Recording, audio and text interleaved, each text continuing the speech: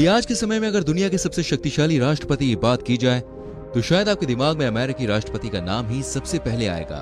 America के राष्ट्रपति को दुनिया का सबसे शक्तिशाली राष्ट्रपति इसलिए कहा जाता है क्योंकि आज के समय में अमेरिका एक महाशक्ति है जिसे दुनिया के लगभग सभी देश दोस्ती बनाकर रखना चाहते हैं। लेकिन दोस्तों, अगर हम व्यक्तिगत तौर पर बात करें यानी कि पर्सनैलिटी और लोकप्रियता के हिसाब से कि दुनिया का सबसे शक्तिशाली नेता कौन सा है, तो आपका जवाब क्या होगा? शायद आपका जवाब भी होगा दोस्तों, रूस के राष्ट्रपति व्लादिमीर पुतिन। इनके जैसा नेता दुनिया में कोई नहीं है।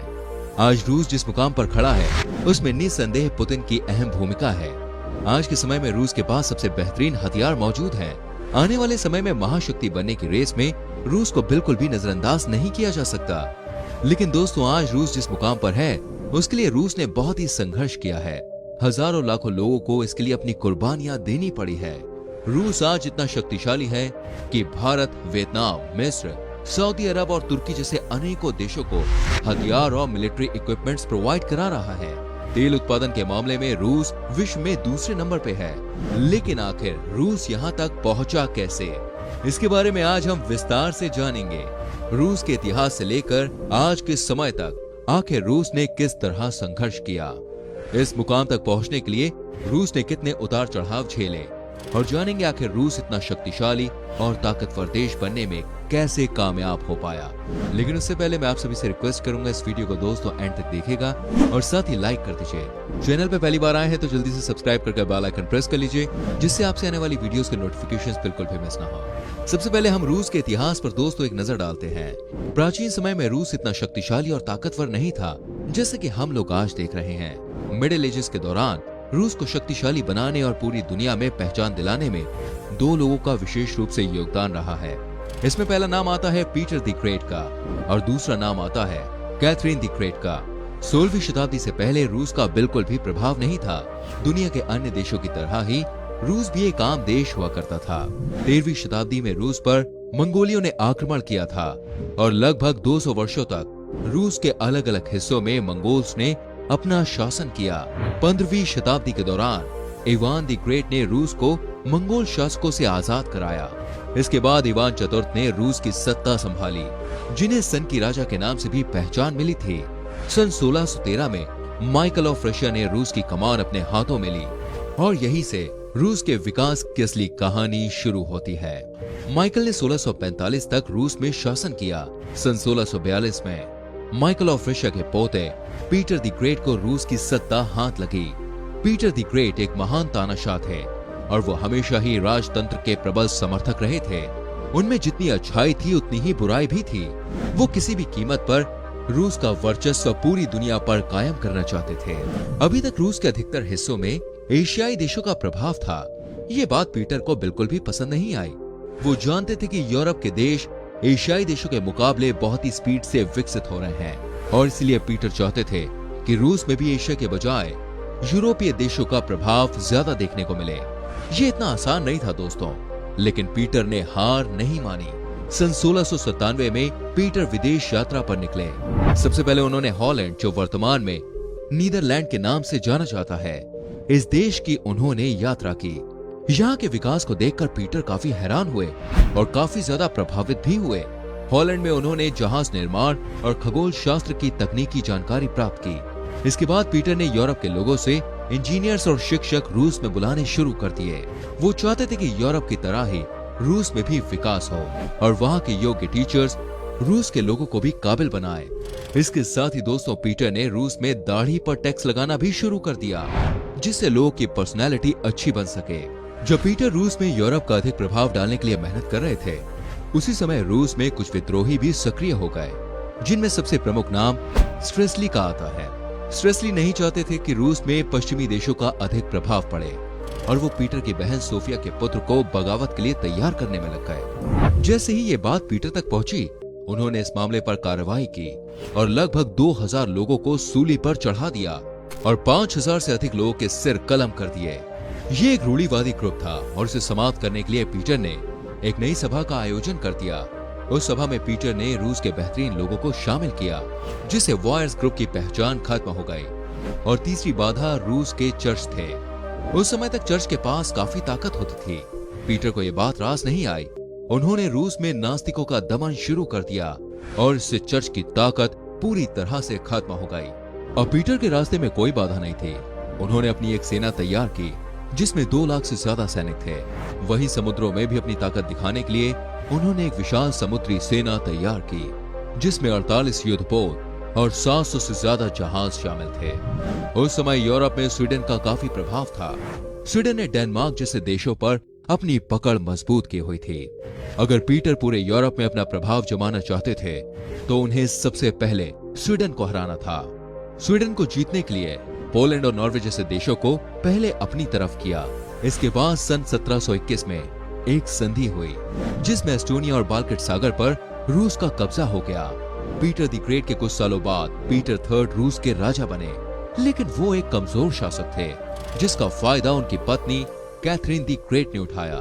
कैथरीन अपने पति के बजाय रूस की जरीना बनी और इन्होंने पीटर द ग्रेट के विचारों को रूस में फैलाना शुरू कर दिया। कैथरीन मूल रूप से जर्मनी की रहने वाली थी और जर्मनी के लोग युद्ध कौशल में काफी निपुण माने जाते थे। पीटर का सपना था कि रूस के पास एक ऐसा बंदरगाह हो जो पूरे साल चालू रहे, जिससे देश का आर्थिक विकास हो सके। उनके सपने को पूरा किया कैथरीन ने। सन 1782 से 1792 तक रूस और ओटोमन अंपायर के बीच एक युद्ध हुआ जिसमें रूस ने जीत हासिल की। इस जीत के बाद रूस का व्यापार और बढ़ गया और उन्हें अपने जहाजों को मेडिटेरियन सागर तक पहुंचाने में मदद मिल गई। इससे रूस को आर्थिक तौर पर काफी फायदा हुआ। अगले 200 वर्षों तक रूस विकास की ओर अग्रसर रहा।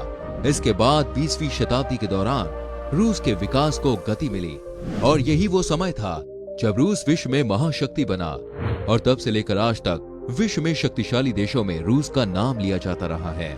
साल 1917 में लेनिन ने रूस पर राज करना शुरू किया और साल 1918 में रूस के आखिरी राजा ज़ार निकोलस II की भी मौत हो गई। अब लेनिन मार्क्स के विचारों से प्रभावित थे। उनके नेतृत्व में ही रूस एक महाशक्तिशाली देश बनने में कामयाब हो पाया। साल 1922 में सोवियत संघ की स्थापना की गई। सोवियत संघ को लोग USSR यानी कि यूनियन सोवियत सोशलिस्ट रिपब्लिक के नाम से जानते हैं। इस संघ को बनाने का उद्देश्य अमेरिका को पीछे छोड़कर रूस को विश्व में महाशक्ति बनाना था। सोवियत संघ कोई एक देश नहीं था, बल्कि ये कई देशों का समूह था जिनमें रूस के साथ कई देश शामिल थे। लेनिन के बाद स्टालिन ने सोवियत संघ की सत्ता संभाली और उनके नेतृत्व में रूस सहित पूरे सोवियत संघ में क्रांतिकारी तरीके से विकास हुआ। स्टालिन का कहना था कि जितना विकास अन्य देशों को करने में 100 साल लगते हैं, उतना विकास हमें 5 सालों में करना है। इसके लिए स्टालिन ने 1928 में पहली पंचवर्षीय योजना चालू की। उनकी ये योजना कामयाब भी हुई और 1943 तक पूरे रूस में क्रांतिकारी तरीके से विकास हुआ। सेकेंड वर्ल्ड वॉर में यूएसए और यूएसएसआर ने मिलकर जर्मनी, फ्रांस और जापान जैसे देशों को सबक सिखाया। लेकिन जब अमेरिका ने जापान पर परमाणु बम फोड़े तो पूरे विश्व में अमेरिका को महाशक्ति के तौर पर पहचान मिल गई। ये बात सोवियत संघ को पसंद नहीं आई और इसके बाद वर्ल्ड में शीत युद्ध शुरू हो गया। सोवियत संघ उस समय विश्व में क्षेत्रफल के हिसाब से सबसे बड़ा देश था और उसके पास वो सारी काबिलियत थी जो उसे एक महाशक्ति बनाने में मदद कर रही थी। इसके बाद रूस में एक नए दौर की शुरुआत होती है जिसे अगर पुतिन युग कहा जाए तो बिल्कुल भी गलत नहीं होगा। पिछले 20 सालों से अधिक समय से पुतिन कभी प्रधानमंत्री के तौर पर तो कभी राष्ट्रपति के तौर पर रूस की सत्ता संभाल रहे हैं। इसमें कोई शक नहीं है कि पुतिन के शासनकाल के दौरान जो उपलब्धियां रूस ने हासिल की है या फिर जो पहचान पूरी दुनिया में रूस ने बनाई है वो अभूतपूर्ण है। पुतिन के जीवन पर नजर डाली जाए तो एक मजदूर के बेटे होने के नाते उन्हें अपनी जिंदगी में काफी संघर्ष करना पड़ा है। पुतिन से संबंधित एक मजेदार किस्सा सुनने में आता है कि जब वो बच्चे थे तो KGB जो रूस की एक खुफिया एजेंसी है वो उसमें घुस गए थे और कहा कि मुझे जासूस बनना है। उसके बाद वहां मौजूद अधिकारियों ने बच्चे को समझाया कि आप एक जासूस बन सकते हैं, लेकिन उससे पहले आप अपनी पढ़ाई को पूरा कीजिए। पुतिन ने लॉ की डिग्री हासिल की और उसके बाद 1985 से 1990 तक KGB में भी काम किया। मॉस्को थिएटर की मशहूर घटना हो या फिर यूक्रेन के साथ विवाद का मामला हो, पुतिन ने हर मौके पर काबिले तारीफ काम किया है। सन 1999 में वो रूस के प्रधानमंत्री बने। पुतिन की रफ एंड टफ लुक की फोटोज भी अक्सर ही सोशल मीडिया पर वायरल होती रहती हैं। पुतिन एकमात्र ऐसे राष्ट्रपति हैं जो ब्लैक बेल्ट हैं। बात करें रूस की टेक्नोलॉजी की, तो इस मामले में ये देश जापान और अमेरिका से 2 कदम आगे ही नजर आता है। पहला अंतरिक्ष मिशन, अंतरिक्ष में पहली बार जाने वाला कुत्ता जिसका नाम लाइका था, पहले अंतरिक्ष यात्री यूरी गागरिन, सब रूस के ही मिशन थे ये।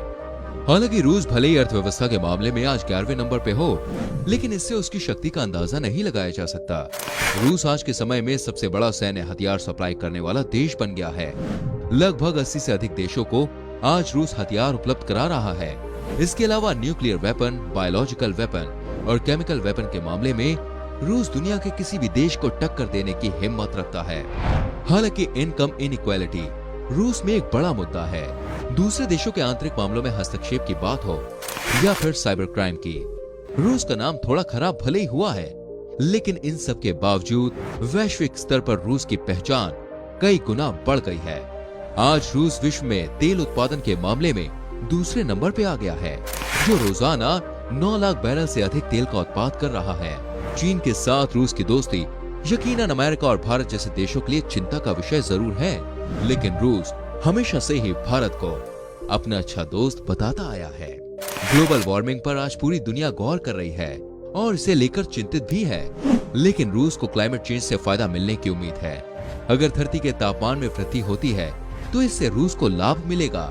इन सब बातों को लेकर मॉस्को में प्लानिंग भी शुरू की जा चुकी है। इन सब बातों से बिल्कुल साफ है कि रूस आज जितना शक्तिशाली है, आने वाले समय में उससे कई गुना ज्यादा शक्तिशाली होगा। साथ ही अमेरिका, चीन और जापान जैसे देशों को पछाड़कर विश्व महाशक्ति बन सकता है।